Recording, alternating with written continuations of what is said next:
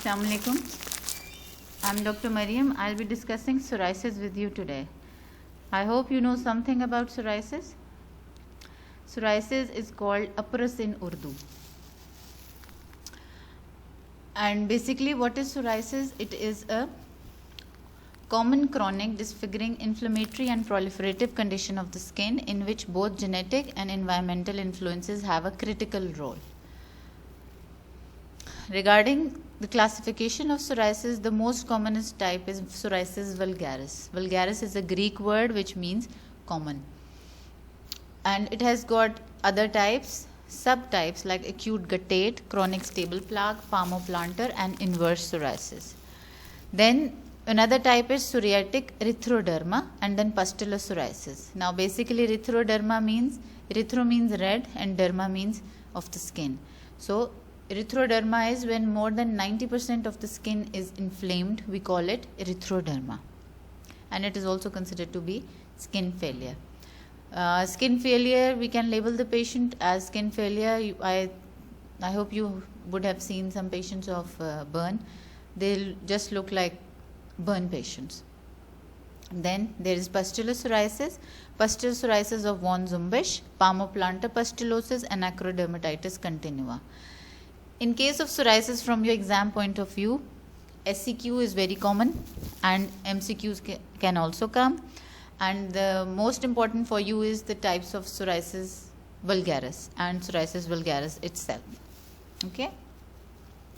Now regarding its epidemiology, age of onset, it varies. It can be either early peak or they can be late. In early, it is around 23 years of age in adults and in children around 8 years of age. And in late onset, it can be around 50s or 60s year of age. Early onset predicts a more severe and long-lasting disease. There is usually a positive family history of psoriasis. And regarding the sexual ratio, it is equal in both males and females.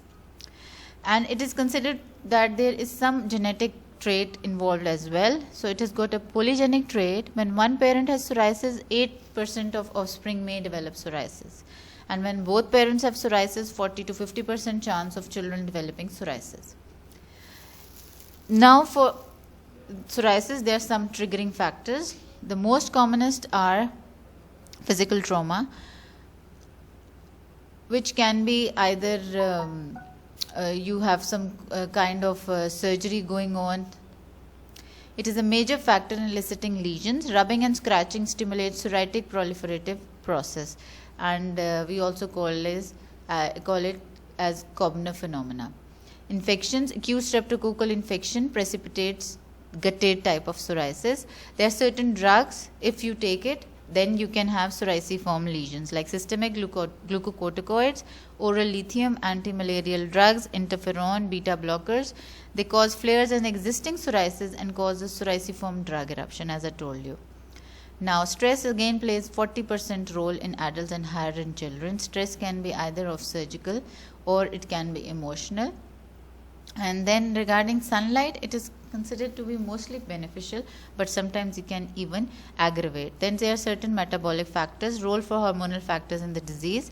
Hypocalcemia, for example, following accidental parathyroidectomy, occur in severe forms of psoriasis, particularly generalized pustular psoriasis may be a predictor of poor outcome.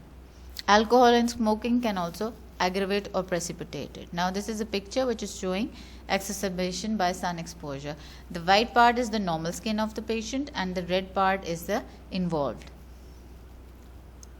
Now regarding pathogenesis, psoriasis is basically, you can call it, it is a hyperkinetic disorder, or you can even call it, label it as hyperproliferative disorder.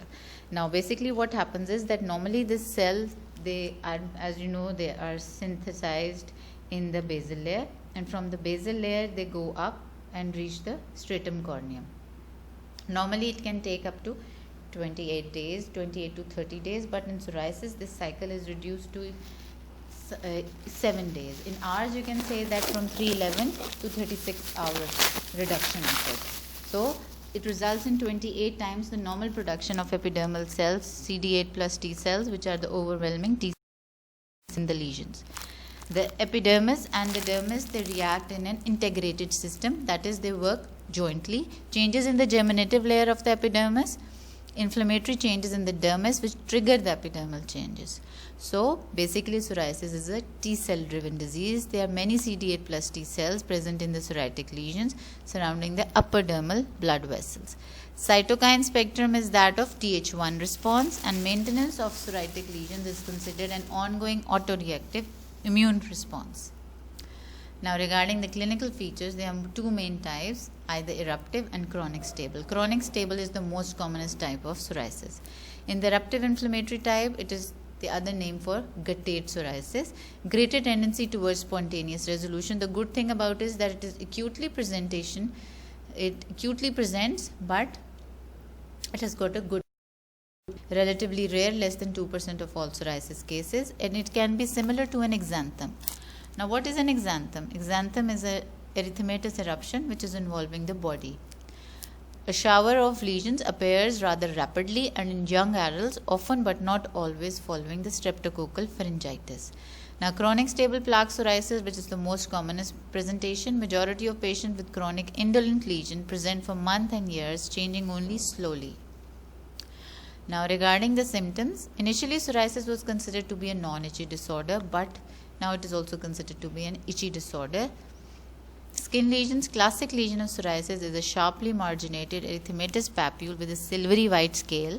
Scales, they are lamellar, loose and easily removed by scratching. Removal of scale results in the appearance of minute blood droplets. This is called Auspitz sign. This is very important for you from your exam point of view. Papules grow to sharply marginated plaques with lamellar scaling, coalesce to form polycyclic or serpiginous patterns. Sites, they may occur anywhere on the body. Classic predilection sites are the extensor aspects.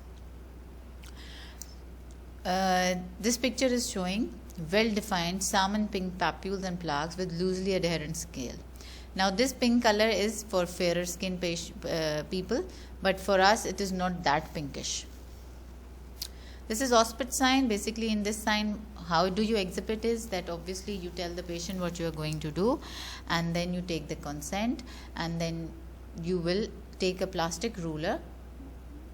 Before we used to use a glass slide, but then sometimes it can induce trauma to the patient because it can break also. So you use a plastic ruler and you scratch the psoriatic lesion, and when you scratch it, then small, as you can see here, bleeding points erupt. So this shows the activity of the disease, that this psoriasis is an active disease now.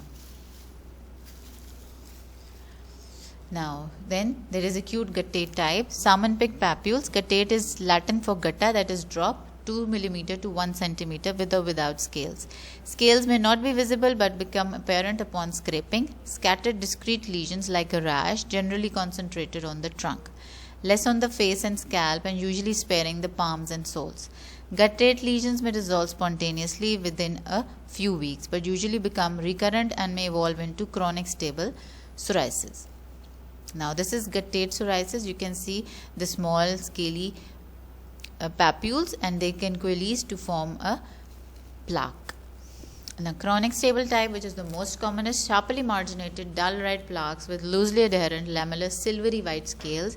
The plaques coalesce to form polycyclic geographic lesions, may partially regress, resulting in annular, serpiginous and archiform patterns. Lamellar scaling can easily be removed, or when the lesion is extremely chronic. It adheres tightly to the underlying inflammatory and infiltrated skin, resulting in hyperkeratosis that looks like shell of an oyster. Now, in this you can see these are the lamellar scaling. This is elbow, and on the sides they are small erythematous papules, and in the center there is a long coalesced together erythematous plaque, and it is hyperkeratotic. Hyperkeratotic means its excessive keratin is visible. Now, this is the commonest presentation of chronic stable plaque psoriasis.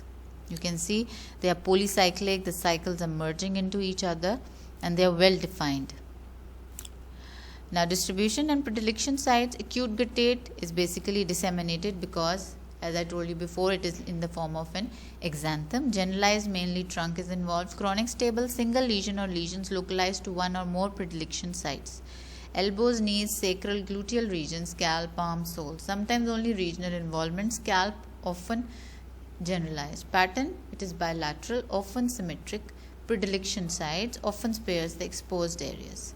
Now these are the predilection sites, the scalp, extensor aspects, genitalia, palm soles. Okay, but when the patient is having psoriatic erythroderma, then whole of the body is involved. A modification by site, if palms and soles are involved, then in this case massive silvery white or yellowish hyperkeratotic and scaly plaques will be present, which in contrast to lesion on the trunk is not easily removed. The squamation of hyperkeratosis will, however, reveal an inflammatory plaque at the base that is always sharply demarcated. There may be cracking and painful fissures and bleeding. So in case of palms and soles, then you will keep eczema in differential as well. Face, uncommonly involved, and when involved usually associated with a refractory type of psoriasis. Now you can see the picture is very different from that of the trunk involvement of psoriasis, and you can well appreciate the yellowish hyperkeratotic scales which are involving the soles. Now this is psoriasis on the face. You can see the well demarcated plaque, scaly plaque, which is then merging into the scalp. In this patient, the scalp is also involved, and in this case the differential which you will keep in mind is seborrheic dermatitis. Then the modification by site is continued, like in scalp, plaques sharply marginated with thick adherent scales, scattered, discrete or diffuse involvement of entire scalp, often very pruritic. Psoriasis of the scalp does not lead to hair loss even after years of thick plaque type involvement. Scalp psoriasis may be part of generalized psoriasis or coexist with isolated plaques onto scalp or on any other side of the body. Now this is the severe form of psoriasis. You can see that it is totally whitish silverish from the front, and in this case also the forehead is also involved. Now inverse psoriasis, chronic psoriasis of body folds, perianal and genital regions. In this case you won't see the hyperkeratotic areas because it is a flexural areas, frictional areas, so they will be a little bit wet or macerated types. Due to warm and moist environment in these regions, psoriatic plaques are usually not scaly but are macerated, often bright red and fissured. Sharp demarcation permits distinction from intertrigo, candidiasis, contact dermatitis and tinea crura. So if inverse psoriasis, then it has got the following differentials which I mentioned before. Now nails are also involved, fingernails and toenails, frequently 25% involvement, with concomitant arthritis is also present. Nail changes including pitting, subungual hyperkeratosis, onycholysis, that is nail loss, and yellowish brown spots under the nail plate, the oil spot, which is pathognomic but you don't see it in every patient. Now this is inverse psoriasis. You can see that there is some bleeding points and maceration because it is a frictional area. This is nail psoriasis. In the left picture you can appreciate the pitting which is visible, and even the nail fold is involved. And this is subungual hyperkeratosis. The nail shape is totally dystrophic and it is also changed into a pincer nail. Now this is alconixis, that are holes in the nail plate. This is also another presentation of nail involvement of psoriasis. Now atypical variants, psoriasis can even present as linear and zonal lesions, that is segmental involvement. Seborrheic psoriasis, that we call it SIBO psoriasis. Some lesions like the sites of involvement are that of seborrheic dermatitis, but the lesions look like psoriasis. Mucosal lesions can be involved rarely, and sometimes even eye involvement is there. It can lead to conjunctivitis. Now erythrodermic psoriasis is an important type because it is skin failure, so the patient has to be admitted. Two forms exist. In the first form, chronic lesions may go into erythrodermic psoriasis. As I told you, the chronic plaque psoriasis is the commonest, but it can evolve gradually into an exfoliative phase, which can be regarded as extensive plaque psoriasis involving all or almost all of the skin. There are usually some areas of uninvolved skin, not necessary. Psoriatic characteristics are retained, mild treatment is well tolerated, and in this case the prognosis is good. Another form is unstable psoriasis. This is not good for the patient. It may occur at any time, either presenting suddenly and unexpectedly, or it can be ushered in by a period of increasing intolerance to local applications, UV therapy, and loss of control over the disease. It is more frequent in arthropathic psoriasis, which means when the joints are also involved. Basically what happens is, if the patient is suffering from skin disease, they will go to some clinic or some quack, and the first thing the so-called doctor will do is that he or she will give an injection of Decadron. Initially, the psoriasis will be resolved, but as soon as the effects of the injection will wear off, then there will be more exacerbation of psoriasis. So, in psoriasis, injectable steroid or oral steroid is not the mainstay of treatment. This is very important. Now, you can see in the left picture, on the upper part of the trunk, you can see that the lesions of well-defined plaques of chronic plaque psoriasis, and lower down they are all coalescing and leading to formation of a erythematous redness all over the body. Okay, and on the right side you can see that already the patient is having erythroderma. Whole of the skin is involved. So erythroderma, as I told you before, when more than 90% of the skin is involved, then it is erythroderma. Now, there are certain complications of erythroderma, as I told you, because it is skin failure. And the first most is that there is impaired temperature regulation. As you know, radiant and convective heat loss from the body surface is increased because of hypothermia. Psoriatic or erythrodermic skin is hypohidrotic or anhidrotic because of intraepidermal occlusion of sweat duct, hyperthermia. Then there is cardiovascular failure. Skin blood flow, blood volume, and cardiac output may all be increased, and if these changes persist, they may lead to cardiovascular failure. Then there is dermatogenic enteropathy because of malabsorption, and it can even lead to malabsorption. And then there is water and electrolyte loss. How? Protein loss in scales, anemia because of loss of iron, serum and red cell folate, vitamin B12, transepidermal water loss increase lead to decrease in urine output, and the patient can also present with acute renal failure. Regarding the diagnosis, psoriasis is basically a clinical diagnosis. Okay, but you can go ahead for skin biopsy. Skin biopsy findings are not important for your exam point of view, but generally you can remember that there is absence of granular layer, hyperkeratosis is there, and there is parakeratosis, that is, you will see nuclei present in stratum corneum which are not normally present. Okay, and you will see the capillary loops, they are close to the dermoepidermal junction, because as you know that psoriasis is a hyperkinotic or hyperproliferative disorder. So for something to be quickly made or synthesized, you need nutrition, and that nutrition is supplied by the blood vessels. That is why Oxford sign is exhibited in psoriatic lesions, because the capillaries are very close to the epidermis.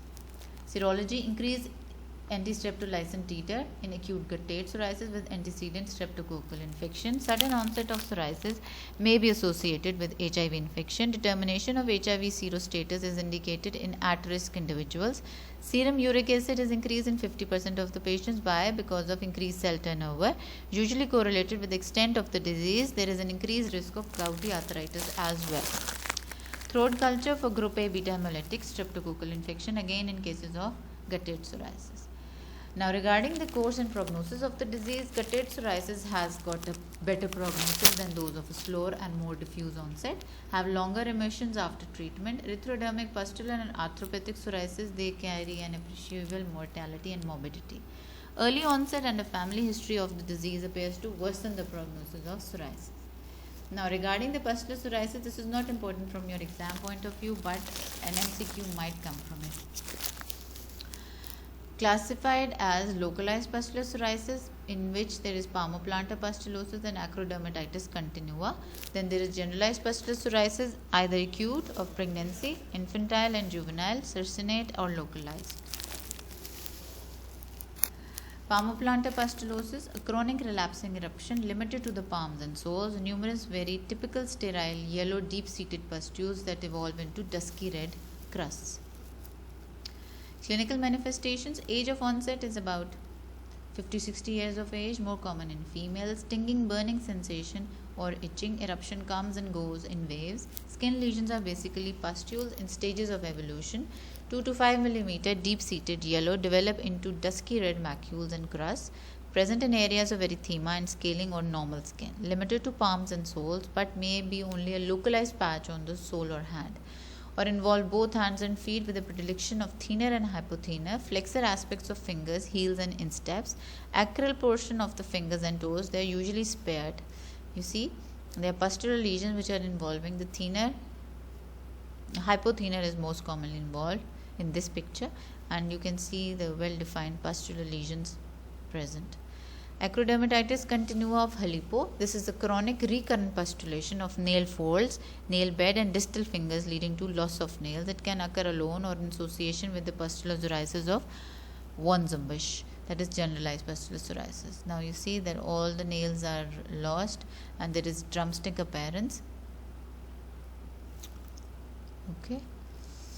Generalized acute pustular psoriasis of pregnancy, that is von Zumbusch. Onset of lesions, the constellation of fiery red erythema followed by formation of pustules occurs over a period of less than 1 day. Waves of pustules may follow each other as one set dries, another appears. There is marked burning sensation and tenderness is also present, even headache, chills, feverishness, marked fatigue and severe malaise. So the patient is in a toxic state. Vital signs, all of that of toxicity like fast pulse, rapid breathing, fever that may be high. Now you can see the pustular lesions are in the form of a lake. So we call that lakes of pus are present. You can appreciate in this. So the patient is an acne in this case, and this is the only type of psoriasis in which steroid is recommended. Evolution of lesions, there is a sequence of burning and diffuse erythema followed by appearance of clusters of tiny non-follicular and very superficial yellowish to whitish pustules, usually become confluent forming circinate lesions and lakes of pus. Nikolsky phenomena is positive. Now what is Nikolsky? It is commonly present in positive in toxic epidermal necrolysis and pemphigus vulgaris. And in this case what happens is that if a lesion is present and you give a lateral pressure with the thumb, then there will be an extension of the lesion which is present. This also shows the activity of the disease. Removal of tops of pustules leads to superficial oozing erosions. Crusting can also be seen. Once crust are shed, new crops of pustules may appear in the same site. When the pustules are sterile, the eruption is generalized. Nails, they may become thickened and there is onycholysis. Some bungual lakes of pus lead to shedding of nails, and hair loss may also be present. So it is a relatively severe form of psoriasis. In this case, mucous membranes, they are also involved. Even the oral cavity, the eyes as well as the genital mucosa. Cercinate desquamation of the tongue. This is the only form of psoriasis that involves the mucous membranes. Now again, for diagnosis, you can go ahead for skin biopsy, bacterial culture of tissues. Pustules are sterile. Rule out the Staph aureus infection. And when you go for CBC, polymorphonuclear leukocytosis, white blood cell count can be as high as 20,000 per microliter. Now, impetigo petiformis, this is von Zumbusch pustular psoriasis in a pregnant woman. Hypocalcemia leading to tetanic seizures is very common in this kind. Now, then there is psoriatic arthritis. So basically, psoriasis involves not only the skin, it involves the joints as well, it involves the nails, it involves the hairs. It is included among the seronegative spondyloarthropathies, that is RA negative. The other spondyloarthropathies which are involved in it are ankylosing spondylitis, enteropathic arthritis, that is that arthritis is associated with inflammatory bowel disease, and reactive arthritis or the arthritis which is associated with Rhesus disease. Incidence is 5 to 8%, rare before the age of 20, may be present in 10% of individuals without any visible psoriasis, but they can be a family history in those cases. Types of arthritis, these are as follows, that is peripheral symmetrical oligoarthritis, predominantly distal interphalangeal arthritis, the well recognized classical form. Predominantly symmetrical rheumatoid-like rheumatoid factor negative polyarthritis, usually less severe than rheumatoid arthritis. Arthritis mutilans, mutilating psoriatic arthritis with bone erosion and ultimately leading to osteolysis or ankylosis. Axial skeleton is also involved in it, unlike rheumatoid arthritis, especially involving the sacroiliac, hip and cervical areas with ankylosing spondylitis. Cervical spine involvement is present, temporomandibular joint involvement can also be seen, and sternal joint involvement. Now this is a picture showing psoriatic arthritis. You can see the sausage form appearance of the fingers, and this is an X-ray which is showing the deformity, the ankylosis of the bone which is occurring, that is joint fusion occurs. Now regarding management of psoriasis, it is very important. Now there are certain factors which influence the selection of treatment. These are age, childhood or adolescent, young adulthood, middle age, or patient is greater than 60 years of age. Type of psoriasis, either it is guttate, plaque, palmar, palmoplantar, generalized pustular psoriasis or arthrodermic, and site and extent of involvement. If it is localized to palms and soles or some certain other areas, but the total involvement is less than 5% involvement, then you don't need oral treatment. But if it is generalized and the involvement is more than 30% of the body surface area, then you need oral treatment. And there is a certain score also done which is called the PASI score, psoriasis area severity index score. That scoring is not important for your point of view, but you should know that for regarding the treatment, you can calculate it. You can calculate the PASI score. Previous treatment, if the patient has had them, like some radiation therapy, systemic glucocorticoids, photochemotherapy, cyclosporin or methotrexate, and if there are some other medical disorders like hypertension, diabetes, or if the patient is having HIV disease. Now if the psoriasis is localized, then these are the following treatment modalities which can be used. If it is on the trunk and extremities, then you can use topical steroids or betamethasone, fluticasone. Hydrocolloid dressings can be used. Intralesional steroids, that is triamcinolone acetonide, can be used. Topical anthraline preparations, vitamin D analogues like calcipotrione, topical tacrolimus, topical retinoid, which is used in this is the tazarotene. Then UV phototherapy, 311 nanometer is the wavelength. Basically, what is the role of phototherapy in autoimmune disorders is that it plays a role of immunomodulation. Now, if the psoriasis involvement is of the scalp and it is mild, then tar or ketoconazole shampoos followed by betamethasone valerate. Its treatment resembles that of seborrheic dermatitis treatment. But if it is refractory, then clobetasol propionate, that is stronger steroid, can be given. And if it is severe thick adherent plaques, then you need salicylic acid, topical steroids, even calcipotriene, and if unsuccessful or recurrences, then you can even use systemic therapy. If palms and soles are involved, then occlusive dressings along with topical steroids mixed with petroleum jelly.